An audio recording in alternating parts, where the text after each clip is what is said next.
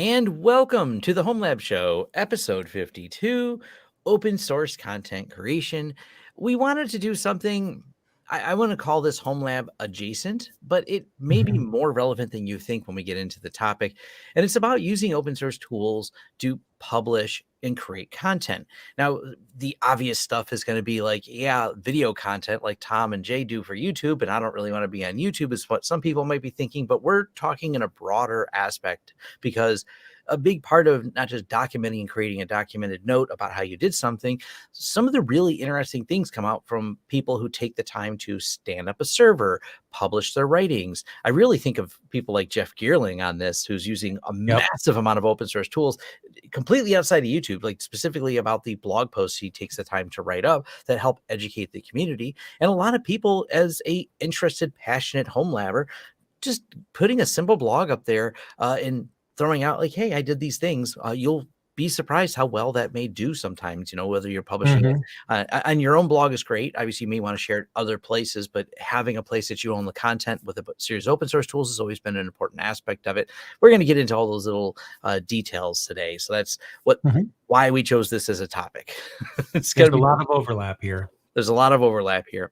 Before we do this show, let's talk about the open source tool and the place we host it that brought you this show, because it's one of them we're going to mention, and that is Linode. Linode is where we host the Homelab show using WordPress on a Linode server. And that's an aspect we're going to be talking about here is, how you may want to use WordPress to document things and publish things in a WordPress blog.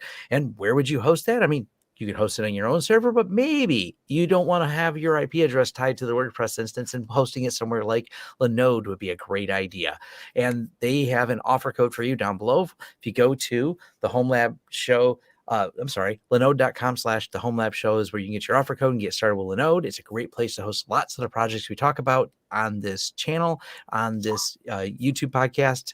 And it's just been a great service. And if you're downloading a podcast in your podcast app, it was literally downloaded from a Linode server. So it's a highly recommended service. We don't just, have them as a sponsor. We use them as the tool for deliver this content. So thank you for Linode for sponsoring the show. We appreciate it. And I forgot to turn off my phone for that. For anyone wondering what that noise was in the background, my phone is now on mute. At first, I thought I heard that annoying gnome water droplet sound that happens when you press backspace too many times on the terminal. And I still can't understand why they have that by default. But that's what I thought I heard. I'm like, we haven't disabled that yet? Yeah. So yes, I do normally, because I don't want to hear that either, but I have a similar noise on my phone. So, Gotcha. boy, I don't know if we can get to every tool on here. I see people posting in the live stream comments, like, Blender, GIMP, Krita, Lant, Inkscape, and those are all great tools as well. But which one should we start with, Jay? Well, I think I want to start with a couple of quick things first. One of which is kind of not, I mean, it is, but it's not related. We should probably mention PenguinCon. Oh, should we mention PenguinCon? Yes, I think so. Yeah, for any of our, in this maybe a crossover audience, if you look up PenguinCon, me and Jay are going to be there. So if you want to reach out and say hi, that's coming up pretty soon. It's at the end of April here in 2022. So we will be there. If everything goes well, we will also be presenting there and doing the Homelab show and some other things. So we have ideas that aren't confirmed, other than we confirmed that we're going to be there. Yep. So if we have an audience crossover that wants to meet any of us in person, that's where we'll be. So that's good thing to get out of the way, because I mean, we like meeting some of the people we interact with. So that's really cool. It's been a long time since I've been able to do that. Getting back to the content at hand here, one thing I want to mention is I think this is going to underscore everything that we're going to be talking about. I think we kind of take this for granted, but it wasn't that long ago that if you wanted to have any content, via any form of media that people can actually see it, you had to align with either a news company, a record producer, or a record label, a movie company. You had to be in Hollywood. You have to know somebody. It was just so hard. Like, even if you wanted to write a book and get that out there, who's going to print that for you? Who's going to deal with all that? Probably a publisher. Guess what? Publishers get tens of thousands of submissions, and you really have to stand out. But we're in a position now where we could create anytime we want to, and anybody can do it. And I think that's just so amazing to me, how easy it is for someone to get their music, their video, their book, their whatever it is they make to get that out there to the people. Yeah, and this is where it's not only computers have made this easier. On top of that, there's some really powerful open source tools, so that makes it one level easier again when it comes to getting things published. These tools have become much more advanced, much easier to use, which is usually contradictory. As they become more advanced, they usually become impossible to use. But they've actually done some good jobs on a few of these tools to make them relatively easy, but still offering a high, availability of services and features. And that's what we wanted to kind of talk about today, because I think it's important, as I said, not just standing up some of these servers in lots of the projects we talk about, but also figuring out ways maybe you want to publish things, even if it's not directly related to technology. Maybe technology is your hobby, but you are also passionate about something else that you want to share. I want to make sure, as I think there's enough crossover in the audience, that this is an interesting topic. Yep. And so one of the things to start with is I think and we kind of already talked about it with the Linode mention, but it's just truly important. Even if you don't use Linode, you can still do this, but we'll use Linode as the example here. But having, your own DMZ of sorts.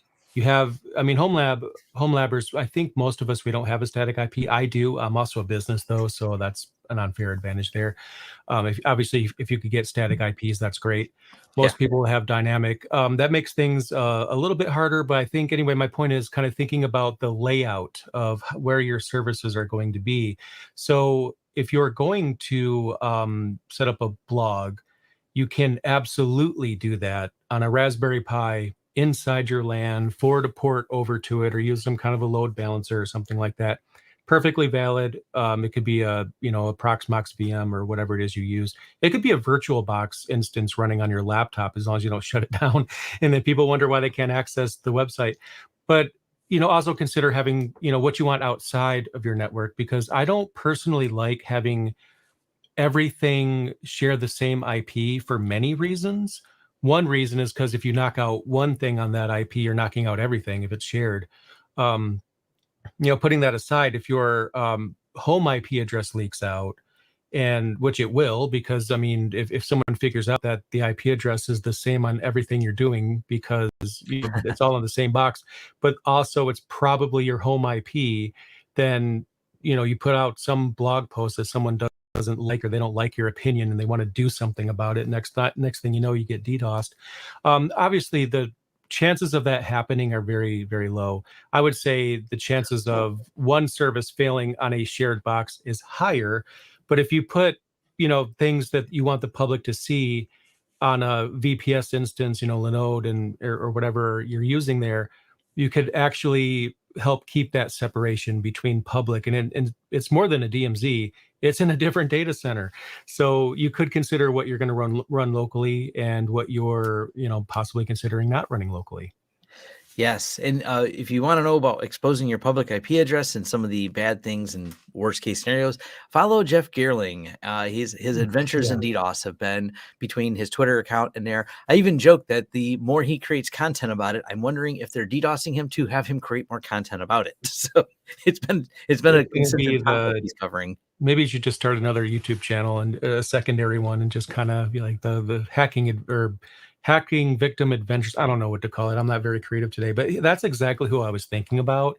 It kind of just put it, to the top layer of my memory right now to talk about this, because again, the likelihood is low, but it can happen. It does happen. And if you have things separated, you can control the threat surface for that, basically how far it goes.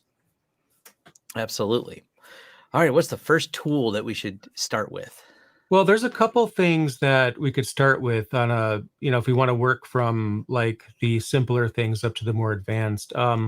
One thing that I want to kind of get out of the way is LibreOffice. And I don't think that's going to be the first thing many people think about, because I don't know. LibreOffice is great. Everybody thinks of it when they think of Office Suite and Linux, but it's kind of like so common that some people just don't even remember it's there until they go and need it, right? So I need to print a spreadsheet. So obviously I'm going to open up LibreOffice Calc. But if I'm not working on a spreadsheet, I'm not like, oh man, I can't wait until the next time I work on a spreadsheet. I don't even think about it. But thinking specifically about Writer, I feel like there's a lot of myths about this because in general, Linux community, especially the newer people, they're under the impression that Microsoft Office is better, which is not true. That compatibility is horrible, not true. Um, I just to give you guys, my mindset here, every book I've written was done on LibreOffice. So if I was able to write books with LibreOffice when my publisher uses Microsoft Office, we're able to send files back and forth no problem. And the books did get published. I think there's something to be said about that. There absolutely is good. But one problem that I think kind of creates this mindset, and this is kind of a pet peeve of mine, is when a popular distribution, their latest stable version includes a very old version of LibreOffice that's several versions behind.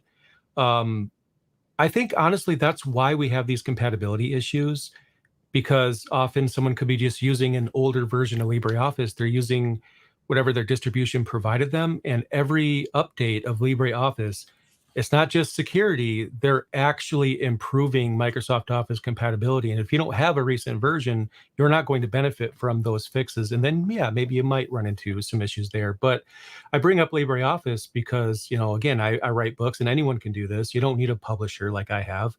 In fact, I've written sci-fi novels that are not popular, and I'm okay with the fact they're not popular. But I wanted to do it. I didn't have a publisher. I used I think it was CreateSpace just to do the printing, and you can do that yourself. Yeah, and the fact that you can use it for book writing and not just as a hobby, but as a professional service like Jay's doing, LibreOffice, like I said, it might be a little bit underrated product when it comes to Right. that. It's just really, it's a great tool. We'll just stop there and say that. Yeah, so I think there's nothing else to say about LibreOffice other than, I just want to bring home, if you are having problems with compatibility, try the latest version via Flatpak and see if you have the same problem. It'd be interesting to see. I think in most cases, that's probably a better way to go, to use a universal package for it anyway. Yeah. But the point is, if you want to write, you can write. Nothing's stopping you. We have the tools, and you don't have to pay hundreds of dollars in licensing fees for Office 365 or whatever it is they're calling it this week. You could just do it right now. Yeah. And I see someone in the comments, and you can tie together, and this is, Jay's got some newer videos on this topic, using the hosted file sharing system. Nextcloud? Nextcloud. Boy, Yeah. it's right to my tongue. Tie in Nextcloud with that. I believe there's some document sharing that you can integrate in there with your users, with Nextcloud and with LibreOffice. They all play nice together. Oh, and not only that, they improved it. So when I did the previous video, not the most recent one, because I try to update it every now and then, because people like Nextcloud, so do I. You had to use a container to get online office editing. So what would happen without the container is if you click on, I don't know, a Word document, it'll just activate the file download dialog in your browser to download it locally. But Nextcloud supports online editing, which would be you click on the document and an editor inside the browser opens up, just like Google Apps or whatever. You can just start typing right there. And that used to require a lot more memory because you had to run a Docker container. You had to have another Apache virtual host file to map to that. And there's nothing wrong with that because it works fine. But now it's supported without needing to use a container. And the Nextcloud instance that I have, that I use personally, was created like before this. I think I need to go back and convert it over to the new way. My new video shows the way forward of activating this that was different from the first time around.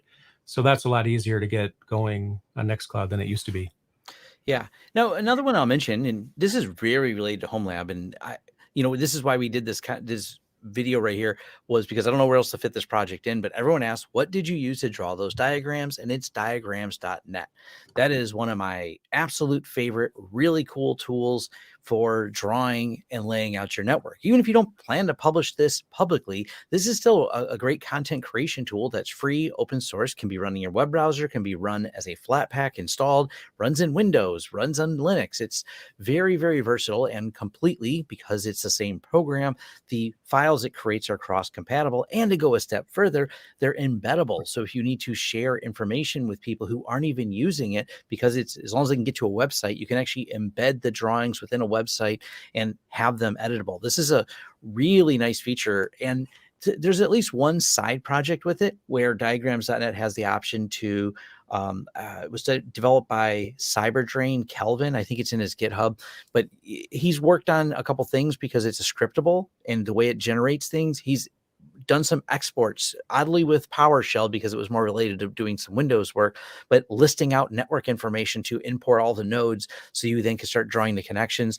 I've actually got an idea to look and see if this can be expanded further into different I would love to see if someone can get this working like with Nmap, for example. I'm not aware. I mean, it's not something I'm aware of exists, but it's something that could be done where you take network exports, get all the nodes imported into there and start drawing it. Now, I use it for just a lot of my demonstrations in YouTube, but we use it internally at my office to diagram networks that we're designing for clients, or when we're re-engineering stuff. We'll even suggest when people need to interact with us, like, hey, go ahead and start building out your network rather than us ask a lot of questions. Like when we interact with other IT teams, it's a great tool. They can send it over to us. We can go, oh, okay, this is what it looks like now. And then we can start adding to it. But it's documenting your network and taking the time to really think about how all the interconnects are and visualizing with a tool like diagrams.net, formerly known as draw.io. Diagrams.net isn't just the name, that's actually the website you go to. So I was just about to mention draw.io as an alternative. So they're the same? they're the same. So yeah, okay. the controversy between them is that the .io domain, there's been some controversy with that particular TLD. So they're hedging their bets and bought diagrams.net as well. They have an article if you read about there's some concern about the longevity of .io domains. So okay. yeah. And they're valid concerns. So if you based everything on your .io domain, there is that potential that could be a problem. So that's why they hedged their bets and moved to diagrams.net. They were uncomfortable. They have a whole write-up on it, way off topic and out of scope to go into it. Yeah. They have a write-up that does, though. Well, that's great. So now we know, or now we know to go look for that. So and I didn't know that myself. So there you go. Even I learned something from this podcast. Yeah, it's a great tool. It's just in documenting your network, take the time to do it. If you ever want to do this professionally, it'll help you. Even if you do it just as a hobby, it'll still help you. You'll be happy that you did it because you'll try to figure out when something goes wrong. You're like, where's that connected at? Oh, I made a map. Right. Yep. No, absolutely. So this is definitely a great tool. I didn't know about the desktop app. It looks like they have a snap package, app image, and all that. So they get them all covered. Yeah, so you can get it. You can install it. They have the dev version, so that's awesome. Yeah, so there's another pick for something that we would absolutely use, which is documenting our awesome Homelab. Yes, absolutely. Now, what's the next one on the list here?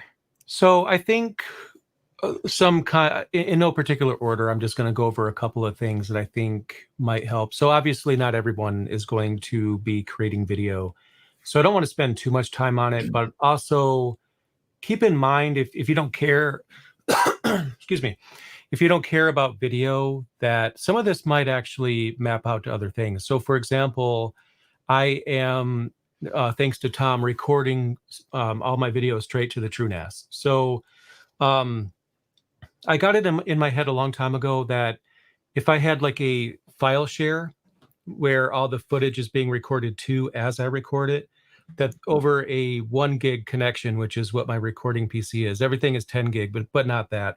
And the reason why is because I'm using all the PCI Express slots for capture cards and there's none left for a 10 gig card, but it has 1 gig. And I just assumed that, since I'm recording 4K, that it's just going to choke. That's just a lot of data to go over to a network share. And uncomfortably, what I've been doing, and now that I'm not doing this anymore, I can't believe I'm saying this, I was using SyncThing for this, which was okay for a while. But if you think about every laptop, every computer using SyncThing and syncing the footage directory. And if I pull out a laptop, and this has happened for a meeting, and it might not be a laptop I've used for a while, so it has to get caught up. My average raw video file is probably somewhere between 40 to 60 gigs a piece. It's not uncommon for, some of my videos that I do to have like 100 gigs of footage that I was, editing and playing around with. And then the laptop has to catch up. That's a huge amount of data that's all of a sudden being synced every time I open up a computer. It wasn't so bad with 1080p, but now 4K is, oh God. Anyway, I made the assumption that recording to a file share wouldn't work, and then got into a meeting with Tom, as we do regularly, and he's like, yeah, that'll work fine. I'm like, really? He's like, yeah.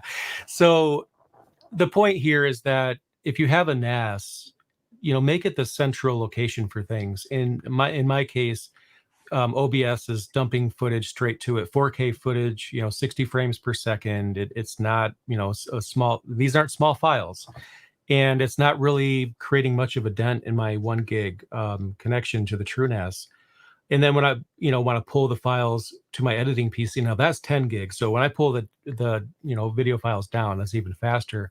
So that workflow works for me, and I just can't believe I didn't try this sooner. I think I was just overcomplicating it with SyncThing, and now it's better. And I even have these recurring snapshot tasks that happen.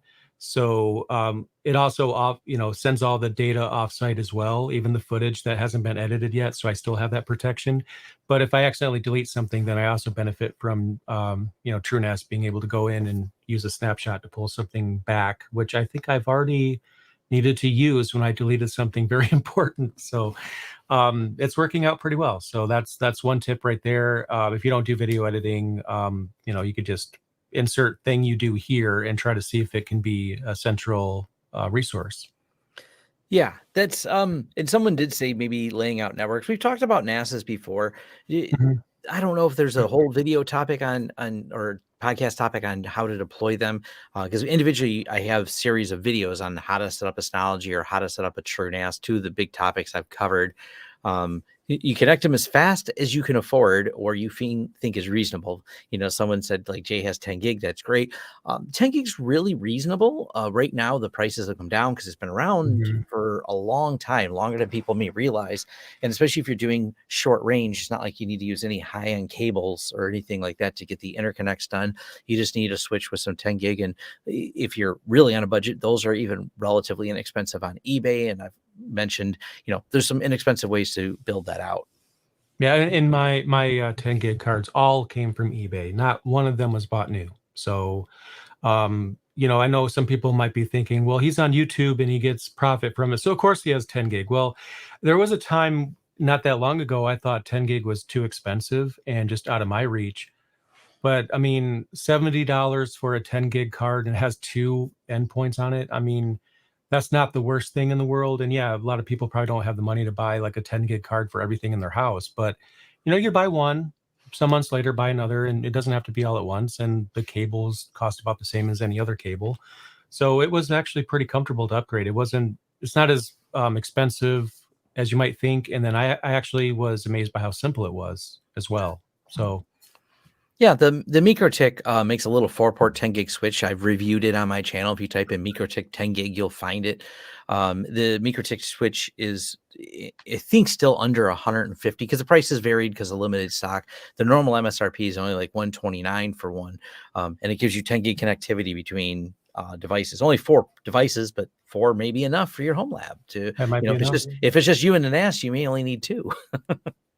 Yeah, so for me, I have 10 gig on the Proxmox servers, TrueNAS, my desktop, and the game streaming PC that I built in one of my previous videos because I want to stream. I don't want bottlenecks. I want to, and you could argue that 10 gig is overkill for streaming Steam games, but you know me, I have to be overkill.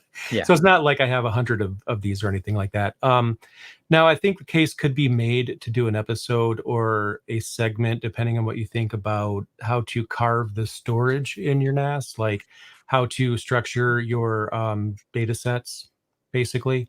There could be something to be said about that. And also snapshot tasks and some errata that I've discovered could be another topic. So maybe that's something we'll kind of float around off camera and just see if we think it'll land. But Yeah. getting back to the point here, having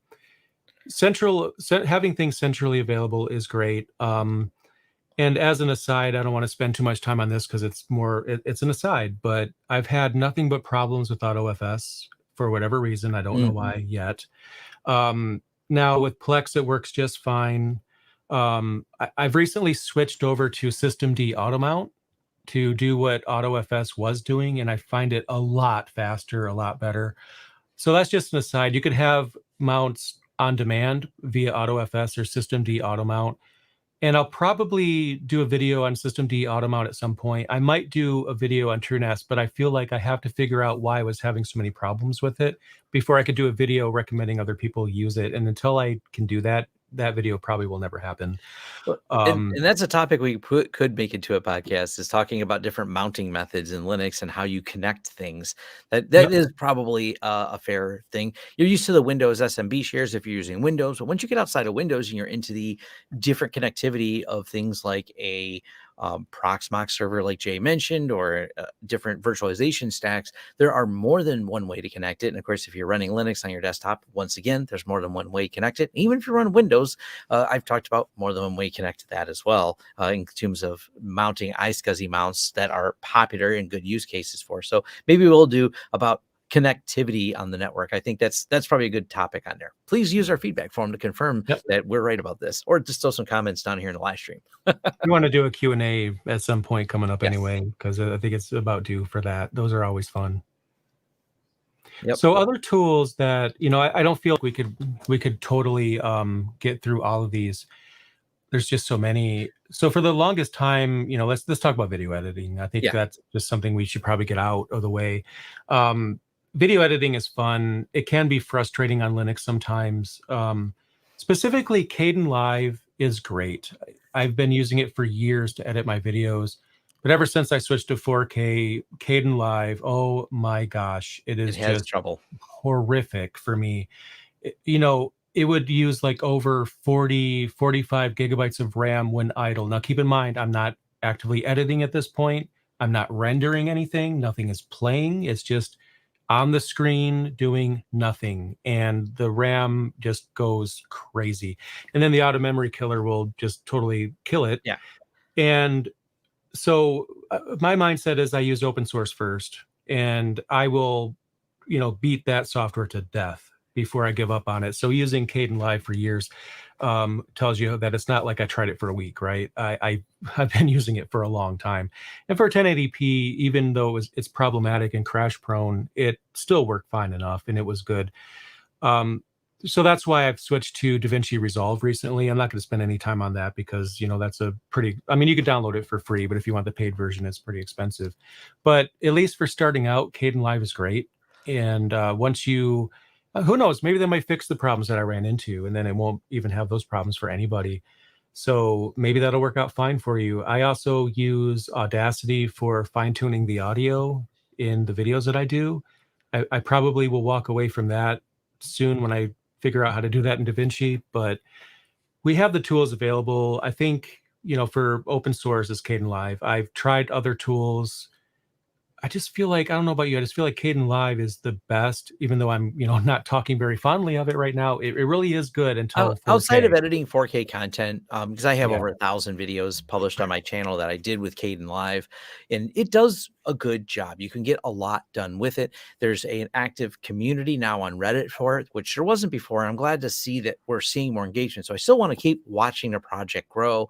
Yeah. I still think, and even myself, I still use it because it has some clever things you can do if you want to make video type of memes and some of the stupid things I post on Twitter. For those of you that follow me, a lot of that I almost want to put made with Kdenlive because it has some really easy way it deals with like a wide array of video formats and video outputs.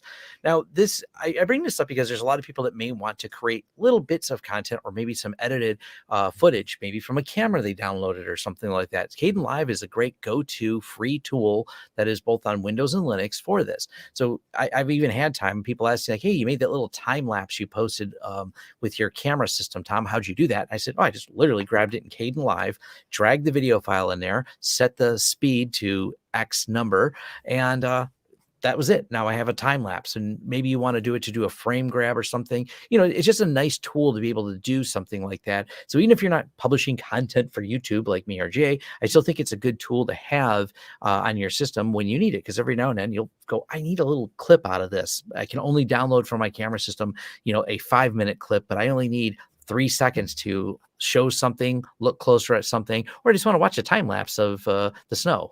Whatever that use case is, Kdenlive is a great tool for that. And it's an awesome way to get started with editing. And if you're not like super crazy about video stuff and you're just editing your own family photos, a couple times a year, then honestly, it's everything you need. And I see, and there are other ones out there, OpenShot being another one that's popular. I used that in the very, very beginning, and it's still in active development, years later. OpenShot's kind of cool. I thought they had a cool title generator, but I haven't used it in a few years. But it's valid. They seem to be less fine grained the last couple times I tried it. On trying to split up the video, it doesn't seem to do frame by frame quite as easily as Caden Live did, but I'm more familiar with Caden Live. And I see a few people mentioning Blender. Blender is a really extensive suite. The good and bad about Mhm. Blender, you can do a lot of great things with Blender. It's also very complicated. It's a learning curve.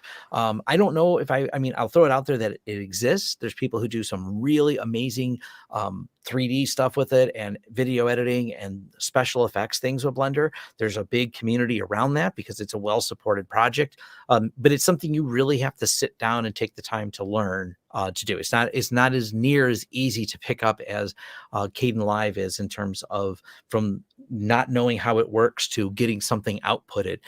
You can do a lot with Blender. You just got to have the learning curve covered to really get into it. Yeah, and someone mentioned, exporting or using or editing against 1080p, as someone is saying, Aristocrat is saying in our chat room, and then with all the pointers and metadata to just render a 4K video from it. The problem here is the lack of GPU rendering. So what would happen, Caden Live would sometimes take 3 hours for me to render one video. 3 hours versus like 5 to 10 minutes in DaVinci Resolve. And the reason for that is because the GPU is better at video. It's, graphics acceleration. Video is graphics. It kind of just works out that way. And Caden Live is still, I think they're still considering that alpha, I believe, for GPU rendering. And I've tried it. And it is every bit as alpha as they claim it is. I had to completely start over in a project. There was no going back at that point. Um, and I don't even remember if it saved me any time because the video it was rendering out was just not something I could actually use. When they get that fixed, it's probably not going to be a problem. But I mean, it's very CPU heavy, so it's going to use your CPU, not your GPU. And I have how many logical cores? Like I want to say 48. Yeah, I have 48 logical cores on my desktop, and it still takes several hours. I mean, just think about that for a minute. So it's not the fastest thing in the world, but as long as you don't enable GPU processing and you're not doing 4K, you should be totally fine. Even if you are doing 4K, you could just leave it render overnight or something and just grab the file when you wake up. Right. So, yeah. Capturing that video. How do we get that video? And this is something me and Jay use, but this is really popular and also, once again, a helpful tool. And maybe even because a lot of Homelab people get stuck doing technical support for people, our family members and such. OBS Studio for doing screen capture, hands down, best software out there. And if you're in the gaming world, you're familiar with it as well because it's frequently used by streamers as well to capture the video, be able to output whatever's on the screen, a section of it, and put all the live transitions together. It's a very plug-in friendly, extensible product that gives you a great way to capture a window, a video, a whole desktop or a whole output, and then have a whole series of scenes set up. And this is completely free. This works again on Windows and on Linux. It even has, and for those of us that have to deal with things like Zoom meetings, has the option to set up a virtual camera. So you can create input systems to build a virtual camera. I actually use this a lot because that way, instead of sharing just one camera, I can actually switch between multiple cameras, even on, Zoom or Teams meetings. You set the whatever the meeting software is to use your OBS virtual camera, and then you can change all your scenes and inputs to feed that camera. This is actually a really great feature to mess with people in meetings as well. It really is. No, it really is, especially showing the desktop when you don't even have rights to share the screen because, they didn't give you rights to share your screen, but just switch the camera over to your desktop capture and just do it anyway. And then your actual webcam is showing your desktop, what should be your webcam, or everyone assumes is your webcam. OBS is fun. I can't go back. When I made the decision, what was it, 2017 or 2018, I was making the decision like I really want this YouTube channel. I'm going to push this thing and really try to get the production quality. And I know it's going to take me years to achieve this, but I'm going to keep working at it. And when I first started, it was at your studio because you're letting me use your studio. I would, hit the button to record on your camera, and then there's an audio track, there's like a desktop track. Actually, no, the audio track and the video track are one and the same. I'd have to like clap a number of times to sync the audio to the desktop capture. It was just a pain to get that lined up. And then we started using OBS, and I'm like, yeah, I'm never going back to that multi-track thing ever again because it's just so convoluted and unnecessary. Yeah, it makes it really simple, and don't underestimate the value of any of you who have taken the time, and even though there may not be many views on some of these videos that got uploaded, taking the time to show Tom how something works in the game, because I'm a very casual gamer. I will get stuck in places going, I don't understand where I'm supposed to go, and I'll find some video with less than 1,000 views on it, but I'm like, hey, I typed in how do I do this in that game, and someone just uploaded a clip. They didn't narrate it, they didn't do anything, they just showed how to get somewhere or solve a puzzle that I got stuck on, because I'm a very bad casual gamer and I will absolutely go to YouTube and search for it. And OBS is a great tool that you can just download, name the clip, how to do this thing in the game, and Tom will probably watch that video. I watch so many videos from people that have less than 1,000 views because it's helpful. It's what comes up. And I'm not even sure. I mean, the algorithm on YouTube is weird. We're not going to talk about that because that would give you the assumption that we know what it's about, and we don't. We totally don't. It's us versus the algorithm. That's the only thing we know. If we did understand it, then we made a whole podcast about it. They change it tomorrow just to spite us. Yeah. But yeah, those videos do matter. I've watched a number of those. Sometimes I'm playing, a game that not many people play, just like you mentioned games. And then there's that one person who's playing it and gave me the information I needed. So if you want to get information out there, just do it. Just get it out there. And that's one reason we're doing this video, is to show you it's easy, it's very available to you to get these tools in use and put out there. And it's also good for if you want to document even your own things, like you want to record your screen for what you did to get something done, make some notes on it, have a screen recording. These are really helpful documentation tools and learning tools. Is the unfortunate thing we deal with a lot as consultants is going to be people don't know how they got to the situation they're in that they called us on. This is a big problem because it makes it harder for me to consult with someone. Like, I don't know what I did, it's broke. Well, you were typing a bunch of commands. Yeah, I didn't document all those commands. You can just turn it on and screen record all the things you did, and then you can scroll back to that moment in time that you type something and maybe document it. This is actually a pretty handy way to look at doing documentation. You just hit and record. Now, granted, I know things like bash history and things like that are going to be better and more accurate and more concise and searchable, but sometimes it's not just bash history. You went through and changed a whole lot of places, and just being able to document that might not be terrible, even for your own reference for how you set something up, especially if you're doing something like configuring a web UI, you make some notes, but maybe recorded it. I just want to put this in people's heads to get that out there. It's also, provided you're not revealing anything personal, not a bad place to throw this up on somewhere like YouTube or platform of your choice. YouTube just has the best discoverability, which is why we're here publishing this on YouTube. But these are just good things to do and helpful for you as the Homelabber trying to get things documented and get information out there. And I think a question might come up, like how much, like if I did want to start a YouTube channel, or I did want to start creating videos, even if it's not YouTube, whatever it is, just personal videos, I don't care. How much does it take to get started? What gear do I need? So first of all, simple screen recorder is free, and you can install it on virtually every single distribution that I've ever used. If you didn't want to use Blender, that is another alternative. Screen recorder will basically just allow you to capture video of your screen. That's what it does. And you can put a hotkey on that. So you don't have to go to the store and buy a capture device. I mean, it's always better if you can, but you don't need that. Honestly, it's probably fine. Some people can argue that that's good enough for someone's entire career if they wanted to make a career out of it, just using that free tool. That's up to you, but it's free. And if nothing else, it gets you started. So what would you need to get started with video? If you want to do, face shots, like you're on camera and visible, or want to know what microphone to get, just use your phone. I was blown away by this. Gardner submitted, you already know where I'm going with this. Gardner submitted some B-roll for a video I did recently, and I asked him offline, I'm like, what camera do you have? That looks really cool. It's like, I just used my phone. I'm like, what? That looks great. Like, it blew me away that he just used his phone. And some of these microphones on these smartphones are so good nowadays that you could literally just buy a 15 or 20 US dollar mount or tripod for your phone, and that's it.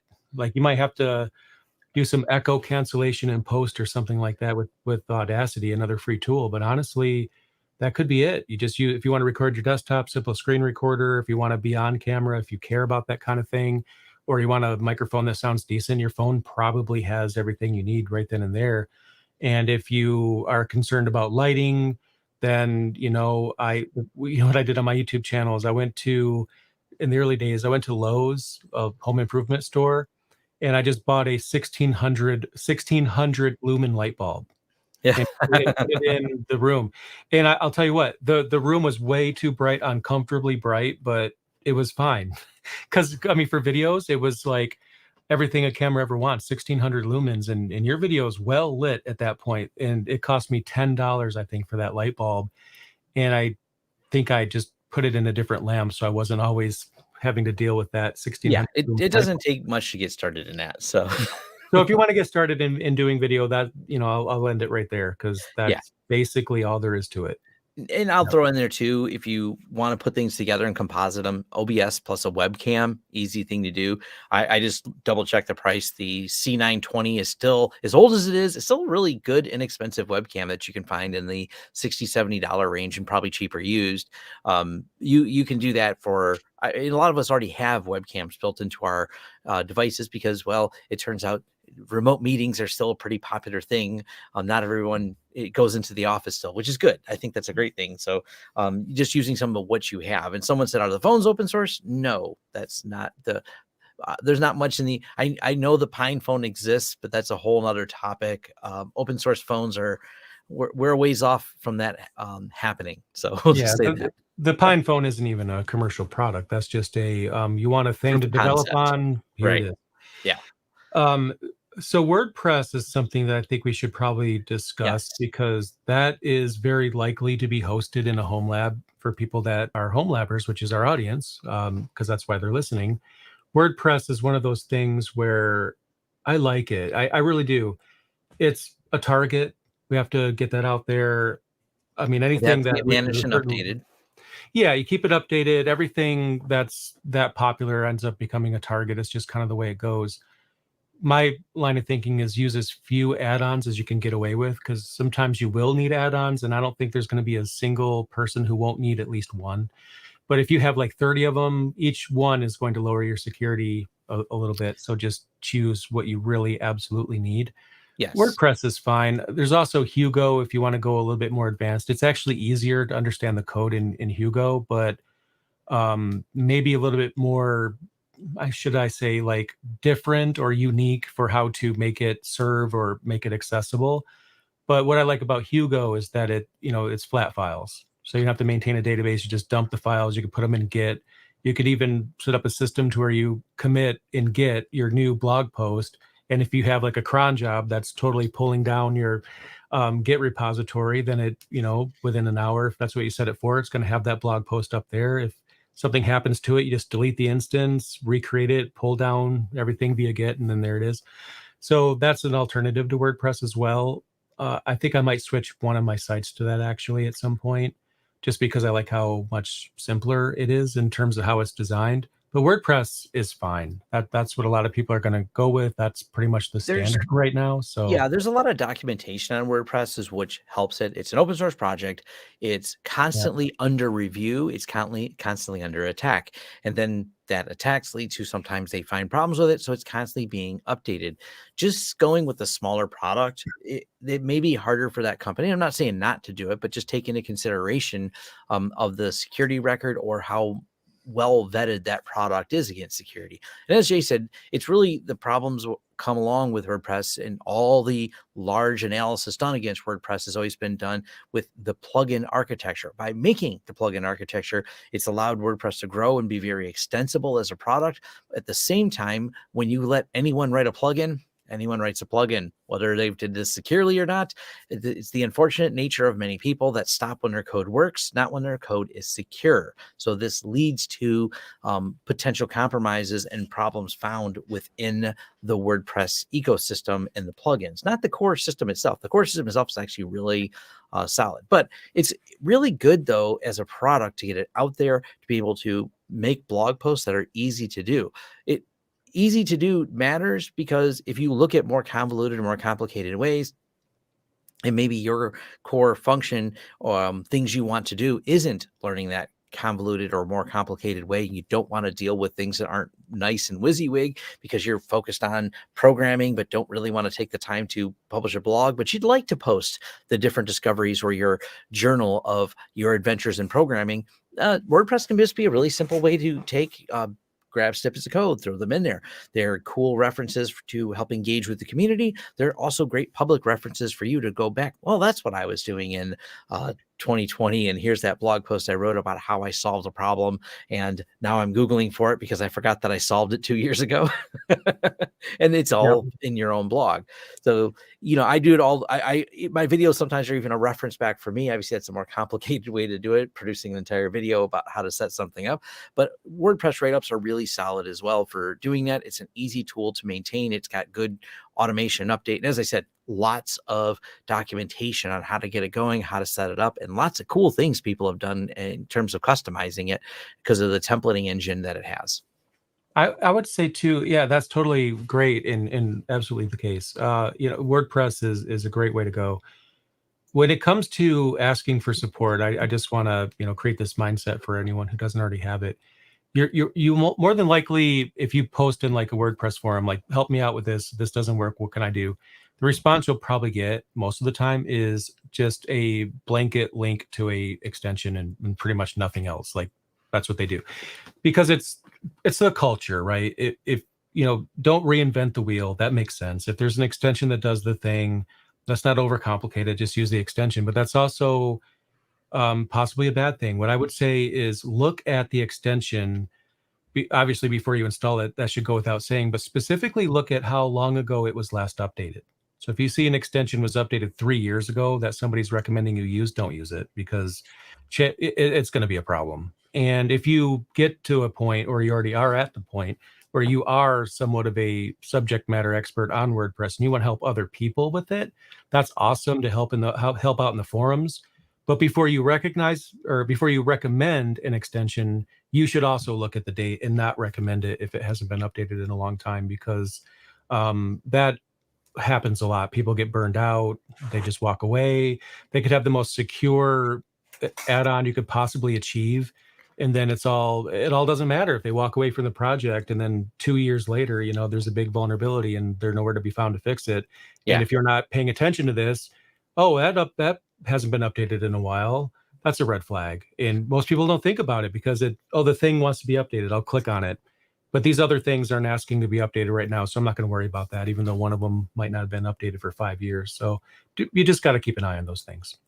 Yeah, lots of stuff to consider on that. So, Yep. Someone said, in good point there, some of these same rules do apply to Chrome and Firefox plugins. Yeah, anytime a package maintainer abandons an add-on for something, it is a potential problem because no one's actively engaging anymore with it. So this is just a broad topic and something to think about when you have anything on there. Now there is it doesn't need to be updated because nothing changed, but still it's nice to hear at least a point release once in a while to know that there's still a package maintainer behind the things I use. Yeah, and that could go easily the other direction, because there's nothing updated, no need for a change, but other things were updated, and maybe something in the code wasn't a problem, for forever until now, because the underlying WordPress update created a situation where something could be used that wouldn't have been usable in the past.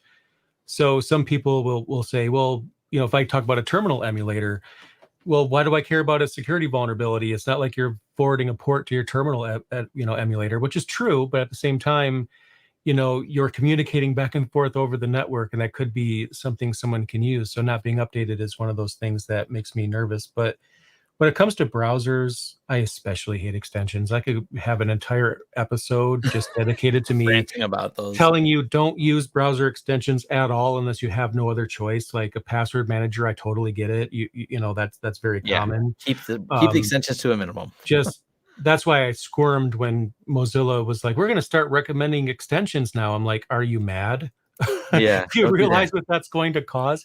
Like, remember back like what 10 or 20 years ago? I can't remember how long ago it was. When you go to the average person's house and they ask you a computer question, they bring up their browser and there's more toolbars than space for content in the window. Yeah.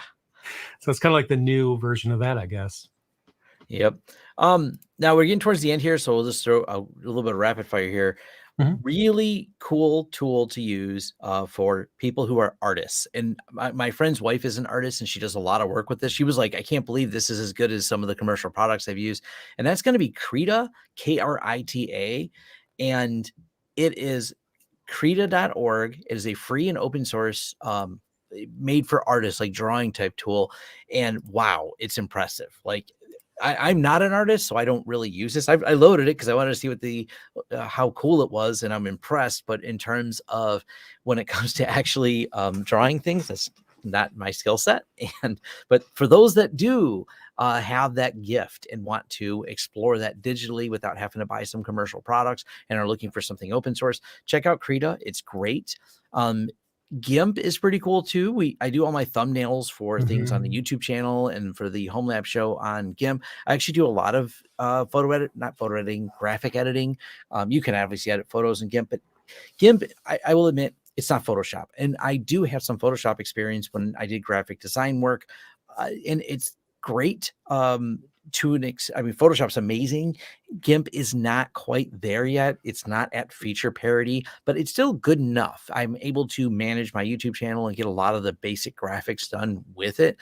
It just doesn't have some of those advanced plugins that I'm really used to in the way things are handled inside of Photoshop. I say used to. I haven't really used Photoshop in probably 10 years now. But when I was using lots of Photoshop, Mhm. it was impressive how well that worked. And for those of you that are into photography, there is also Darktable, which is a Yep. help to manage all of your photos and organize them and things like that. And I think that goes in there. I mean, there's a lot of these tools you can use, such as that, for managing a content workflow, even if it's just for your personal photos that you want to touch up and organize. These are great tools for that.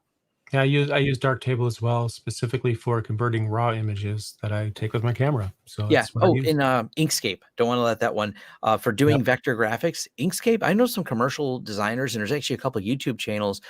There's a guy who shows how to create logos and all kinds of fun advanced features in Inkscape. It's more for vector editing. I think I think the Adobe product is InDesign that it's similar to, Mm. but it's actually a really powerful tool, and I've seen some really great things come out of uh, people using Inkscape. And that's another nice thing. There is some YouTube channels a little bit more obscure, but for many of the things we talked about, even Caden Live, there's now a series of small YouTube channels come up that kind of teach you the ins and outs of a lot of these tools. So not only are they, very accessible to you and open source, so you can load them on your system and many of them, not all of them, but many of them are cross platform. There's also, you may have to do a little searching, but on YouTube, you'll find some small YouTube channels that have tutorials on how to get started with them. Yep. There's no shortage of those, and especially when I was learning Caden Live, there was a bunch of videos that taught me pretty much everything I needed to know for what I was using it for. So I think that's absolutely the case. I see someone threw in here Corel Draw. I haven't heard those words in years. I used to use Corel Draw probably in the 90s, I think is when I got into that. I Yep. forever. It's been a long time. I don't know what the status of Corel Draw is anymore, but I remember it being a pretty cool tool. I used Corel and Bryce 3D, if you can remember that Oh from gosh. forever ago. I started with Photoshop when it comes to editing images, and then when I switched to GIMP, I never looked back. I can understand that the general consensus is that GIMP isn't, like you said, a feature parity. I mean, for me in my use case, it may as well be. I never looked back, never had a problem. But there's probably features that I don't use that Photoshop users do that makes the difference. But for me, like GIMP is everything when it comes to that use case. Yeah. Well, I just Googled because I couldn't resist. Bryce 3D still around, I guess. Wow. Is it a patent holding company or an actual product? uh It's a 3D modeling animation we find on our website. I guess it's So they still it still seems to exist, and it's 1995. I just wanted to mention it. This is completely off topic. It just popped in my head. I forgot. I used to like playing with Bryce. It was always fun. Probably That's there's a few probably the people as same. old as me that played with it too. That's probably around the same time I was using Borland for C development. Oh yeah. I remember that too. Borland C++. Boy, I Fun don't know. time. I don't know if anyone really wants to listen. Maybe me and Jay will just completely do a separate. Me and Jay will reminisce about old software, but not a podcast. This is just something we'll do as a YouTube video. I wonder if we should just live stream and have like no point whatsoever and just kind of just talk about technology, whatever natural direction it ends up going, and just see how people I react call to it. that Vlog Thursday. Yeah, I should probably do something similar It's to that too. Yeah, people ask me questions and I talk about things, and someone throws an off-topic thing in there and I talk about that too. So, well, off topic, but still tech topic. It's just, Tom, did you ever use Bryce 3D? Not a question that usually comes up, but someone may ask that now. So, I think somebody will probably bring it up. Turbo Pascal. There. Maybe Boy, somebody put it in a container or something and I have used to some do fun with it. Turbo Pascal. So, yes, Wow. that was one of the first languages I learned besides Basic. Basic was technically the first language, and the second language I learned was Turbo Pascal. I also did some COBOL, but this has now become off topic, which is also fine because it's the end of the show. Right. It's fun. So It's fun.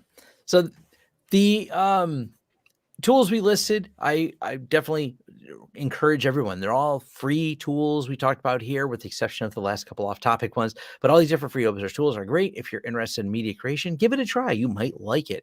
Even if it's not about tech, it's about media creation. That's why we said about content creation, the tools you can use, and getting started in it. It's easier than you might think. And I encourage more people to do this. This is something, it's become easier and easier over time, over the years, as computers have become more powerful, for you to do all this yourself. So that's why we shared this. Hopefully you learned a couple things, or just enjoyed some ramblings by me and Jay. Yeah, Thanks. and let us know what your questions are. So maybe the next one will be a Q&A. If not the next one, it'll be here pretty soon if you guys have enough questions. So Yep. All right. Take care. all right. See ya.